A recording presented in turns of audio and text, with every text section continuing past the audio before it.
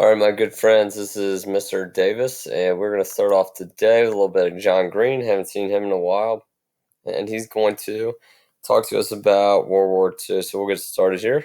So I'm pretty sure he's pumped how I froze it right there on his face. So here we go. World War II was hilarious, said no one ever. Mr. Green, is it like going to be one of the unfunny ones where you build to the big melodramatic conclusion about how I have to imagine the world more complexly? Me from the past, as long as you have that 8th-rate soup strainer, I'm not even going to acknowledge your existence.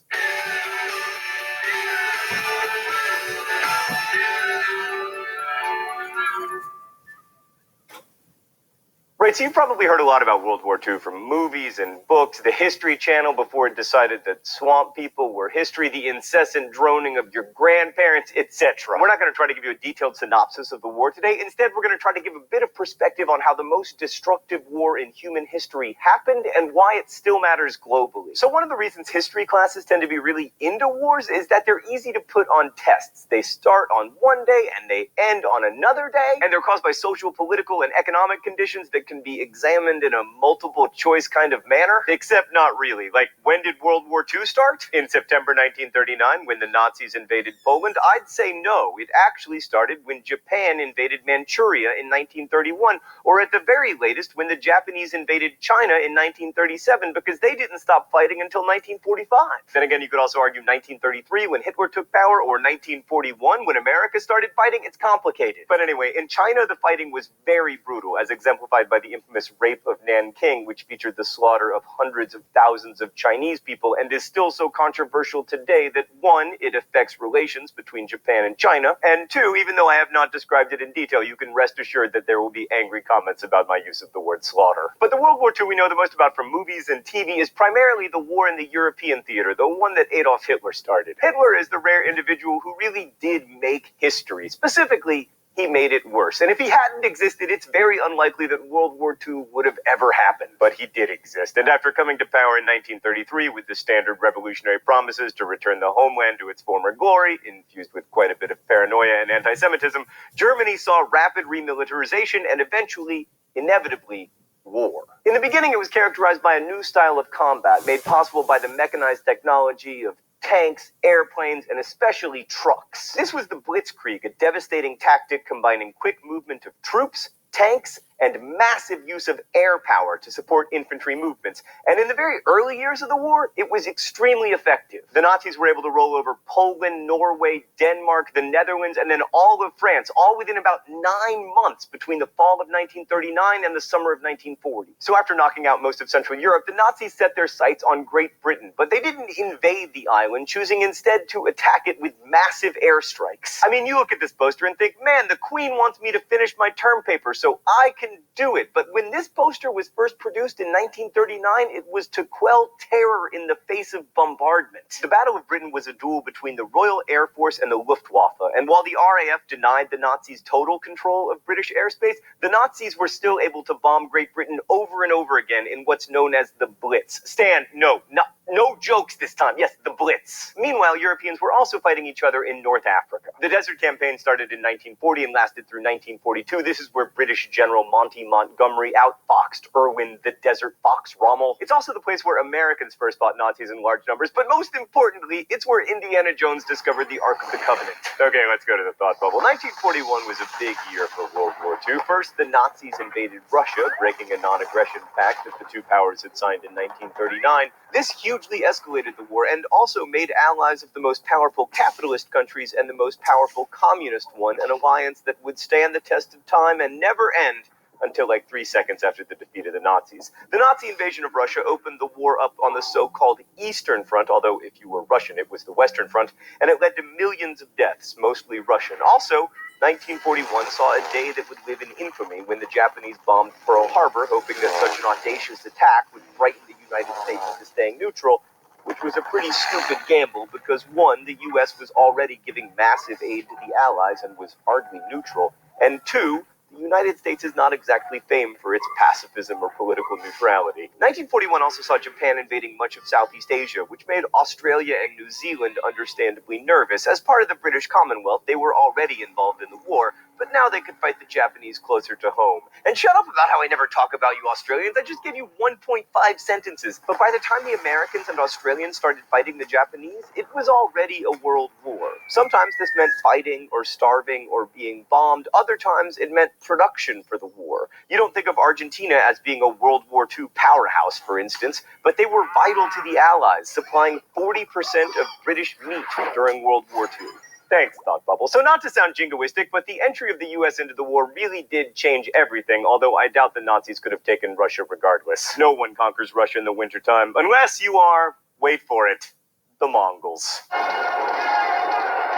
Okay, we're going to skip most of the big battles of 1942, like the Battle of Midway, which effectively ended Japan's chance of winning the war, and focus on the Battle of Stalingrad. The German attack on Stalingrad, now known as Volgograd because Stalin sucks, was one of the bloodiest battles in the history of war, with more than 2 million dead. The Germans began by dropping more than 1,000 tons of bombs on Stalingrad, and then the Russians responded by hugging the Germans, staying as close to their front lines as possible so that German air support would kill Germans and Russians alike. This kind of worked, although the Germans still took most of the city, but then a Soviet counterattack left the 6th Army of the Nazis completely cut off. And after that, due partly to Hitler's overreaching megalomania and partly to lots of people being scared of him, the 6th Army slowly froze and starved to death before finally surrendering. And of the 91,000 Axis POWs from Stalingrad, only about 6,000 ever returned home. Stalingrad turned the war in Europe, and by 1944, the American strategy of island hopping in the Pacific was taking GIs closer and closer to Japan. Rome was liberated in June by Americans and Canadians, and the successful British, Canadian, and American D-Day invasion of Normandy was the beginning of the end for the Nazis. Oh, it's time for the open letter?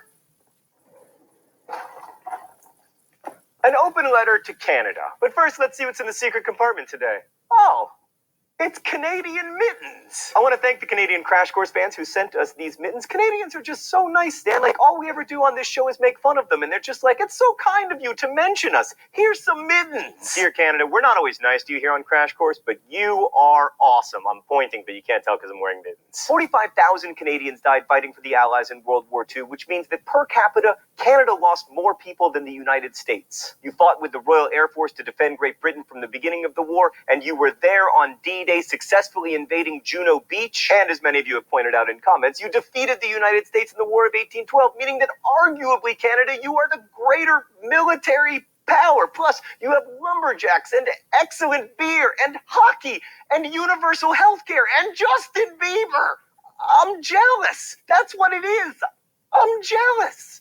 Best wishes, John Green. So by the end of 1944, the Allies were advancing from the west, and the Russian Red Army was advancing from the east, and then the last-ditch German offensive at the Battle of the Bulge in the winter of 1944 and 1945 failed. Mussolini was executed in April of 1945. Hitler committed suicide at the end of that month, and on May 8, 1945, the Allies declared victory in Europe after Germany surrendered unconditionally. 3 months later, the United States dropped the only 2 nuclear weapons ever deployed in war. Japan surrendered, and World War II was over. The war had a definite cause: unbridled military expansion by Germany, Japan, and to a small extent Italy. Now, it's easy to claim that Hitler was crazy or evil, and in fact he was certainly both, but that doesn't explain the Nazis' decision to invade Russia, and it sure doesn't explain Japan's decision to bomb Pearl Harbor. And there are many possible explanations beyond mere evil, but the most interesting one to me involves food. Hitler had a number of reasons for wanting to expand Germany's territory, but he often talked about Lebensraum, or living space, for the German people. German agriculture was really inefficiently organized into lots of small farms, and that meant that Germany needed a lot of land in order to be self-sufficient in food production. The plan was to take Poland, the Ukraine, and Eastern Russia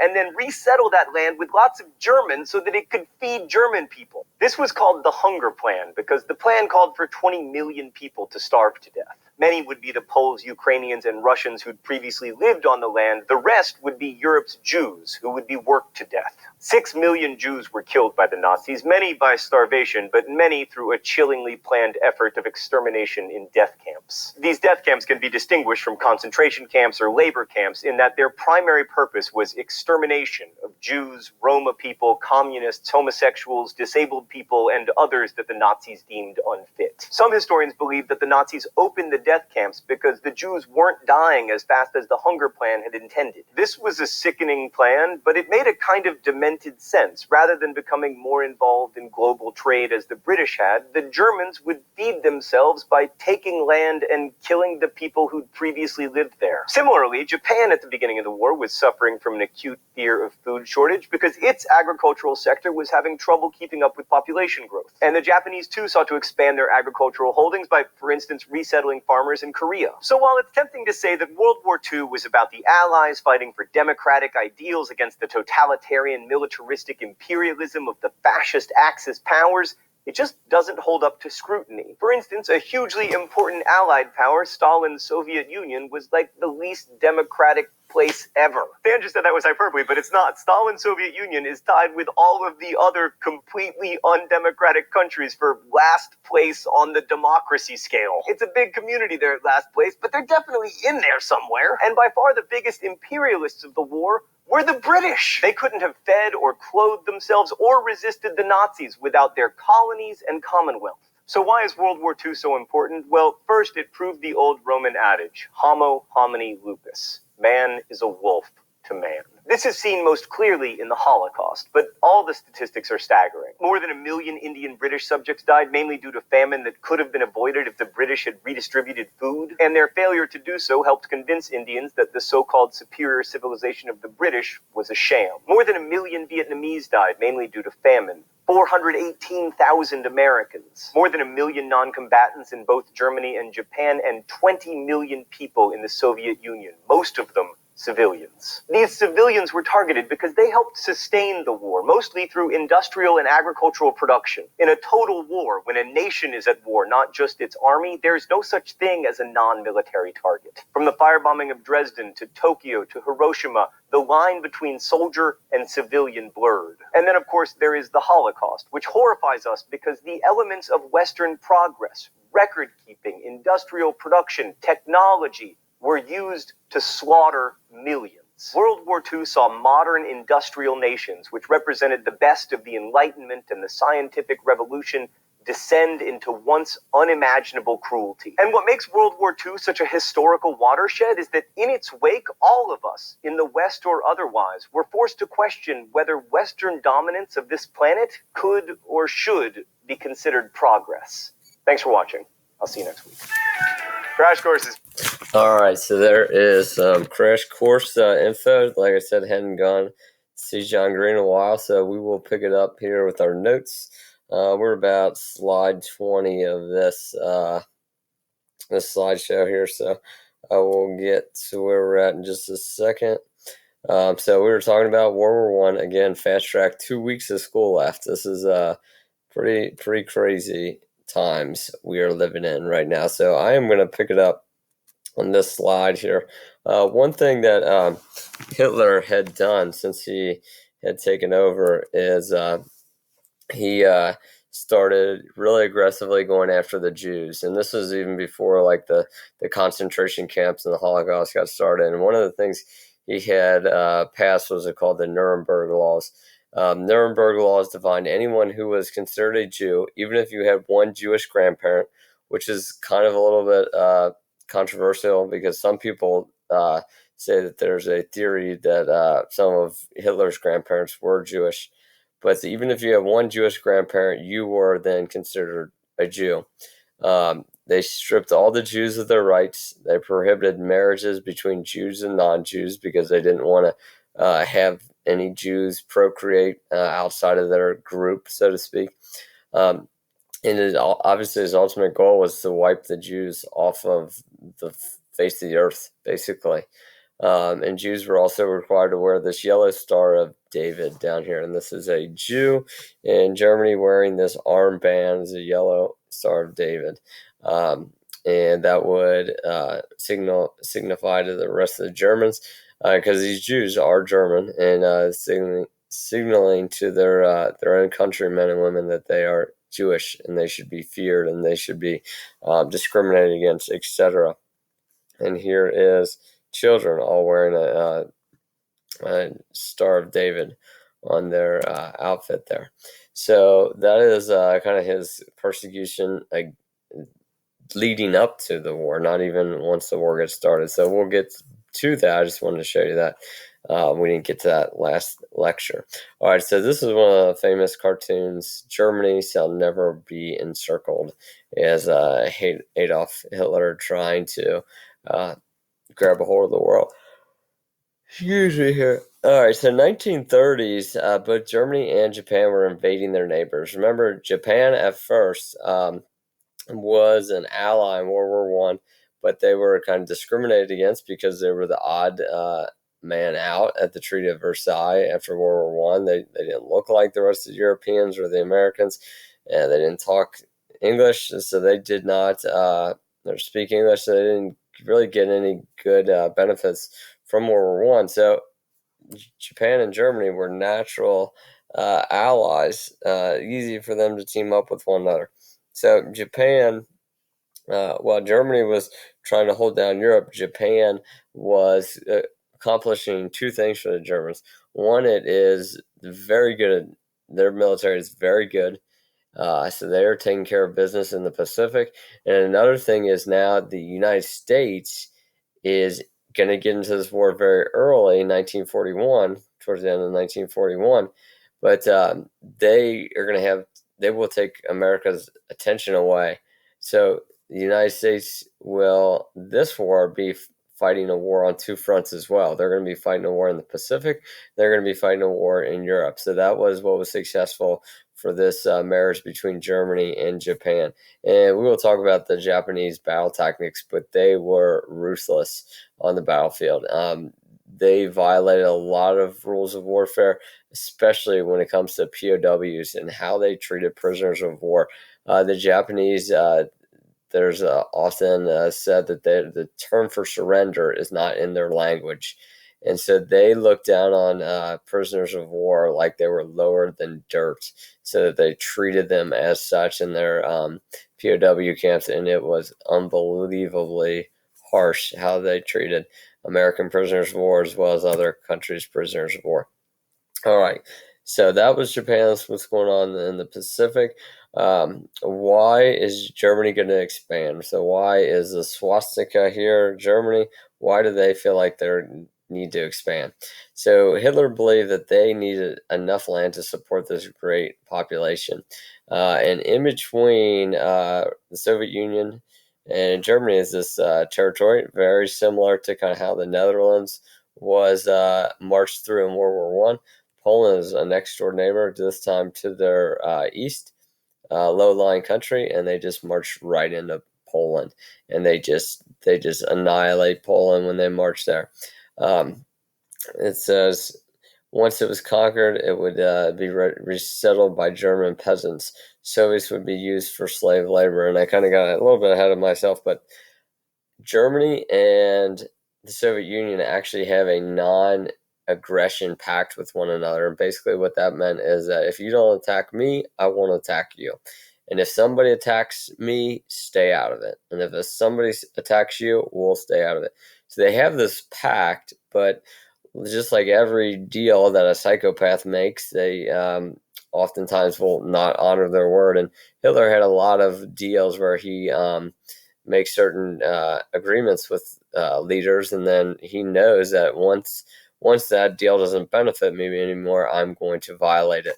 So soon Hitler is going to be invading Russia, which John Green talked about. Only the Mongols can pull that off.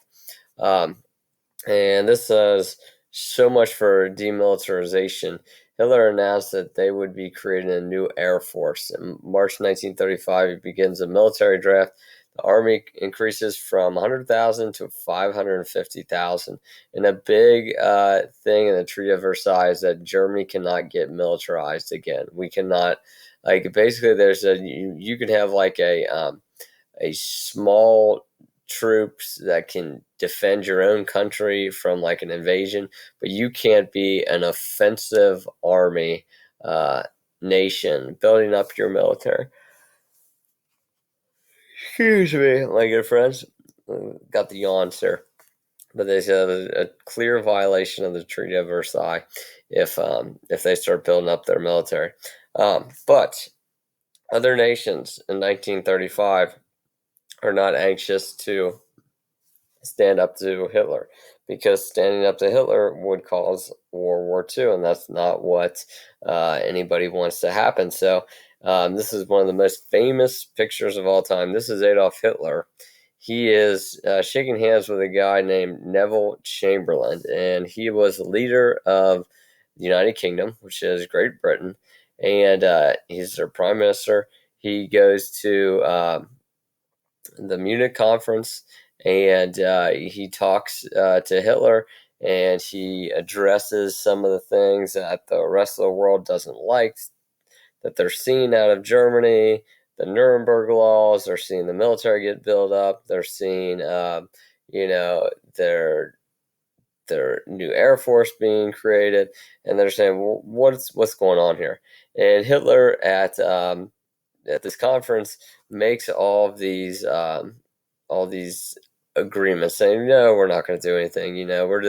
We're protecting Germany, and that's it. We don't have any other. They have no other objectives just to keep Germany safe. And what famous or infamous, probably this guy right here will go down in history is maybe saying what turned out to be the most inaccurate statement of all time in history. He is shaking Hitler's hand, and he comes out and he speaks to the papers, and he says, "We have achieved peace for our lifetime." That's what he says after meeting Adolf Hitler, and this is in like 1936. So peace in our lifetime. So they appeased him. The word appeasement, the practice of appeasement, means that we are just trying to please Hitler so that he won't come back and he will not start World War II. And he kind of says, I'm just going into my own garden when he's talking about gobbling up some territory that used to be Germany's. So none of the big players stand up to Germany. And this gives them buying time. It gives them time to go out and get the death camps started, the concentration camps started, build up their military, because the rest of the world says, you know what, we believe you, Hitler. You wouldn't do anything like that. So this really is the head start that nobody should have ever given Hitler. He is off to the races, and World War II goes in a fantastic fashion for Hitler at the beginning. He's killing it, and probably shouldn't use that word, that pun there, but he is really there taking care of business. Hitler has a partner, which we've seen before, Mussolini in Italy. He is one of his right hand men. He's running Italy, and he's considered a fascist leader, and we'll talk about that in a little bit. And he also has another big partner, which helps keep the United States' attention diverted a little bit. And Japan promises to fight against communism with Germany. So another thing that Hitler did not like was communism, and that's what the Soviet Union was this time. He naturally makes a union with Austria. That's where he is from. He was born in Austria, so he does make a treaty with them. So this is still like pretty much the central powers: Germany, Austria, and Italy. And now they have the big dog in the Pacific. Japan is on their team as well. And he has totally not allied with Austria. He's basically just taken over Austria and say, okay, you're part of this new German empire. So in 1938, he goes down and basically takes over Austria. He also wants to take some territory. And this is to the west. This is a chunk of land that was taken away from Germany after World War I. He goes down into Czechoslovakia, and he just demands a huge chunk of Czechoslovakia back.